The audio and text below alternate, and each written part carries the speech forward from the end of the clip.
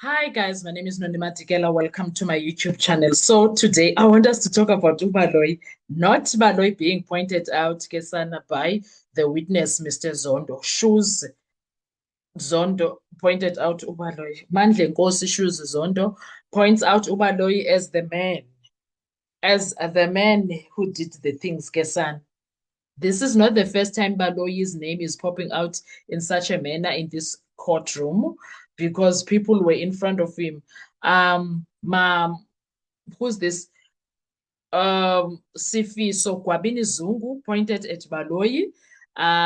Makosonke Zungu pointed at Baloyi. Now we are having a third witness that is saying, I was in front of Baloyi, and all of them were like, that statement is not mine. Yet Ubaloyi continues with them. No wonder then he never called them to come to court because wow, another expose Sana namhlanje. It was the same thing. He's being exposed. He was sitting there laughing, and I'm like, sir, what are you laughing after nenzi izinto ezimbi kanje? What are you laughing at? Because you people are doing bad things. You people are doing bad things out here. Now, this is what happened. This guy is giving us his story, how he got arrested, how he was taken to parade, ID parade of people that he knows, how he was treated as if he is a witness of a crime. That time he wasn't, he was shocked, and they were forced into doing all of these things. And now, how a lot of things were not due process followed, no protocol followed. And then later on, he is fetched by Umabena no Mukhane and taken to a private renovated building, not a police station again. And in my view, this is a control environment, not a formal setting, because in a police station, that would be formal. Okay. Now, again, a statement issue. You remember, there was a statement issue. You will remember, there was a statement issue. Once again, it's going to be another drama of a statement issue. But let's go. Now, at this location, at Sibasiwa Kuyo, a statement is read to him. He immediately says, this is not what I said, then drops a critical contradiction. Statement claims he worked at Rustenburg Mines. He says, I never worked there. That's not a small mistake, Gesana. That's a fabrication level detail right there. And then Spolit's response is, let's start again to do all of this because it is, instead of investigating, they say, let's write the statement again. They say you will start afresh and write another one. And here's the bombshell about this, because the person who wanted this statement was Advocate George Baloyi. That line changes everything because now he's involved. He's involved. Inside, Baloyi reads the statement. They go to Baloyi. Baloyi reads the statement. Zondo again says it's incorrect.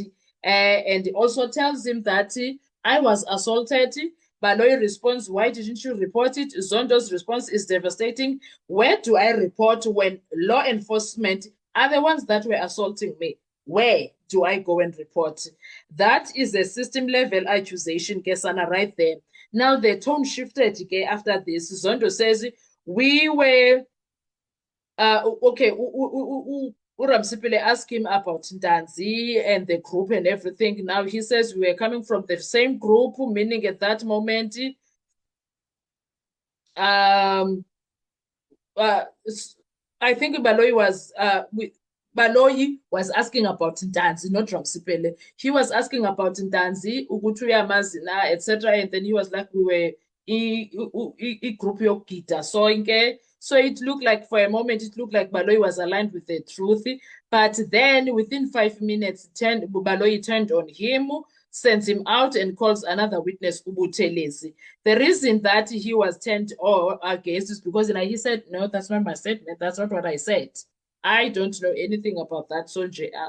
So that was not a long meeting. Just within 5 minutes, now that suggests either the story didn't match the expectations of Baloyi, or control was lost by Baloyi. And Baloyi was like, no, I'm not going to be dealing with a step on Zulu. I guess Baloyi was like, I'm not going to be dealing with a stubborn Zulu man. Now, there is a red flag, a silent red flag here. After Buthelezi goes in, Zondo is told you must leave. No, for okay, Buthelezi goes in for plus minus 30 minutes here, now, and then he comes back when Zondo gets up to go in. Buthelezi is like, no, he says, don't go in, let's go. No follow-up, no correction, no formal process, just dismissed like that. Now, this testimony raises exclusive legal issues.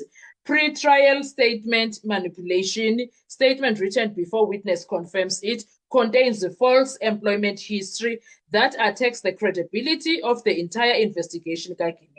Secondly, prosecutorial contamination, direct involvement of Advocate George Baloyi before trial stage. This risk is too much. Prosecutor influencing content of statements, a blurring line between investigator and the prosecutor. That's huge. That's huge. Thirdly, voluntariness destroyed, allegation of assault statement rewritten under pressure under Section SA Law, Criminal Procedure Act, Section 217. A confession or a statement must be free, voluntary, and sound and in sober senses. Now, this testimony attacks all three of those things. Point number 4, pertinent evidence. This links directly to previous claims about forced confessions, multiple officers writing statements, start again culture. This becomes a system situation, not an isolated one. If everyone does not want to see that Abondanzi and Abomuzi were telling the truth, then I don't know.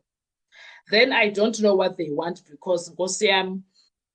Now, he says, this guy says, they took him from an ID parade to a hidden location and handed him a statement. He never said.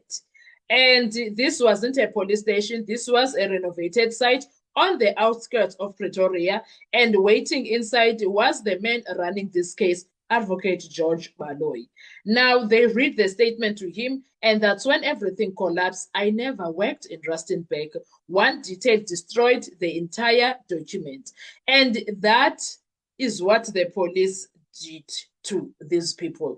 Now, what did police say? Start again, not investigate, not verify, start again. Now the system collapses. And then they said the quiet part out loud, this statement is needed by Baloyi. The prosecutor needed a statement. Why was he involved like that? Why was Baloyi involved like that, guys? Now he stood in front of Baloyi and said, I was assaulted. Baloyi did not help. Like Ntanzi did in the courtroom, and Baloyi still has not helped Ntanzi up until this day. For a moment, Gesana, they were going together until at that ain't my statement, and Baloyi was not happy with that. Now, no corrections, no investigation, no justice, just a statement that had to be written. The case isn't cracking, it's being exposed during the people. Because now every time these people are calling a witness, the witness comes here and expose things that we did not know. And this is very strange, because these things were supposed to come out in what? In Discover. Why did Baloyi, knowing about these details, not say anything? Why did Gininda Mapepereza not say anything? Why? Why are these people not saying anything? Why didn't they say anything? And now these things are coming out in. And the other weird thing is that these people were never called.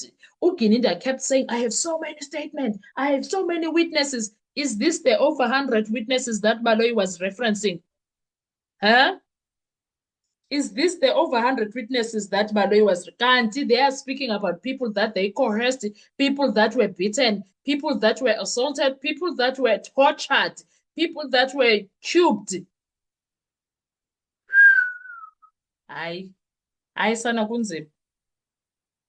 Kunzima, that is all I will say. Kubi, kunzima. Now, they are sitting there, Baloyi, frustrated because now their dirty laundry is being aired during the people. It's out there now. The dirty laundry is in the washing line. Everyone can see that kumdaka la. Everybody is seeing that it's dirty. The entire situation is becoming, yabo, it's shocking left, right, and center. I don't know about you, but I feel like Ubaloyi is not as neat as he pretends to be. Everyone is problematic there. I pray that one day there will be an inquiry regarding the Senzo case investigation, and that inquiry will lead to us understanding how did we end up with having two dockets for one investigation, for one murder case. How? And why did they broke apart as investigators? What happened to the 40 investigators that were there initially? So those are the things that I think we need answers to. And one day is one day. We will get these answers. I don't care who says what. What are your thoughts when it comes to this? Now I say, Baloyi, you've been outed so many times. This is a smoke now. Too much smoke. Red flags, red quill, red everything, red curtains, red. Yay, it's a red sheets, red duvet, red everything. This is red everything at this point because wow, son, Bible. Anyway, guys, I'll see you on our next video. Thank you so much. Bye bye.